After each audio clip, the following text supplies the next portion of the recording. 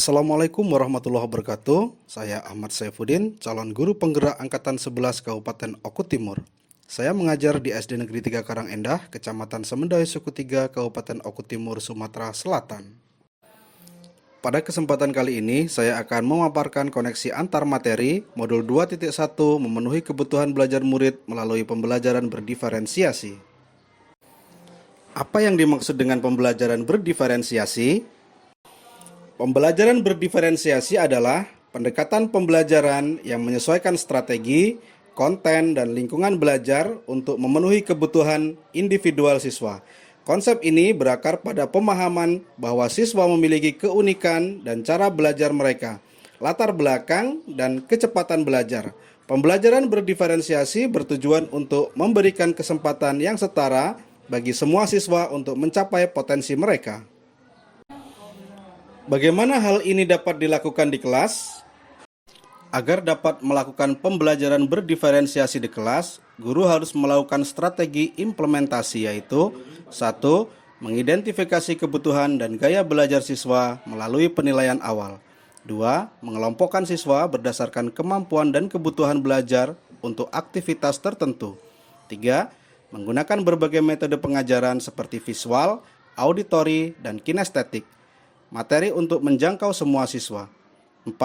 Menyesuaikan tingkat kesulitan tugas dan materi sesuai dengan tingkat kemampuan siswa. 5.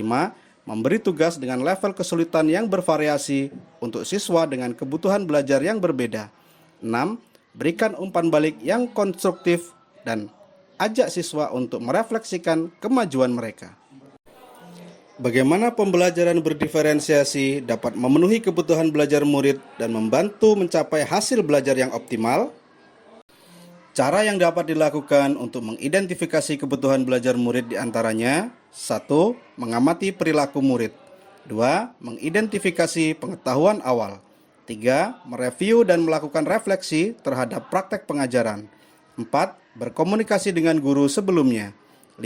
Membaca raport murid di kelas sebelumnya. 6. Menggunakan berbagai macam penilaian formatif dan diagnostik.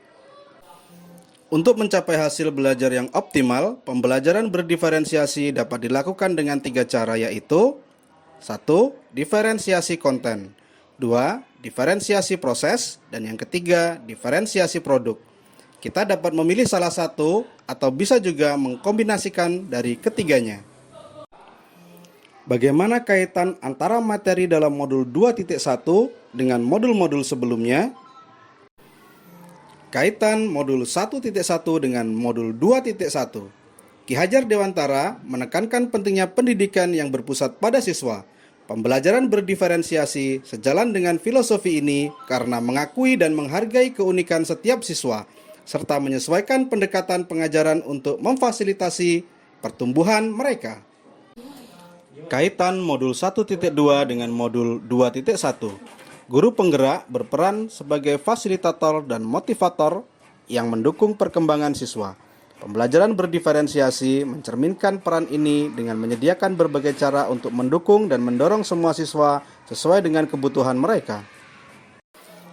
Kaitan modul 1.3 dengan modul 2.1. Visi guru penggerak berfokus pada pencapaian hasil belajar yang optimal melalui pendekatan yang inovatif.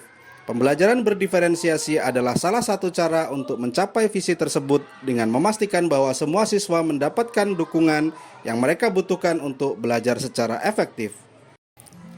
Kaitan modul 1.4 dengan modul 2.1. Budaya positif menciptakan lingkungan yang mendukung dan inklusif. Pembelajaran diferensiasi berkontribusi pada budaya positif dengan memastikan bahwa setiap siswa merasa diperhatikan dan dihargai, yang meningkatkan suasana kelas dan motivasi belajar. Modul 2.1 memenuhi kebutuhan belajar murid melalui pembelajaran berdiferensiasi. Pada modul ini secara langsung membahas strategi dan praktik pembelajaran berdiferensiasi. Ini melengkapi pemahaman dari modul-modul sebelumnya dengan memberikan alat dan teknik konkret untuk penerapan prinsip-prinsip yang telah dibahas. Terima kasih sudah menonton video saya. Semoga selalu tergerak, bergerak, dan menggerakkan. Wassalamualaikum warahmatullahi wabarakatuh.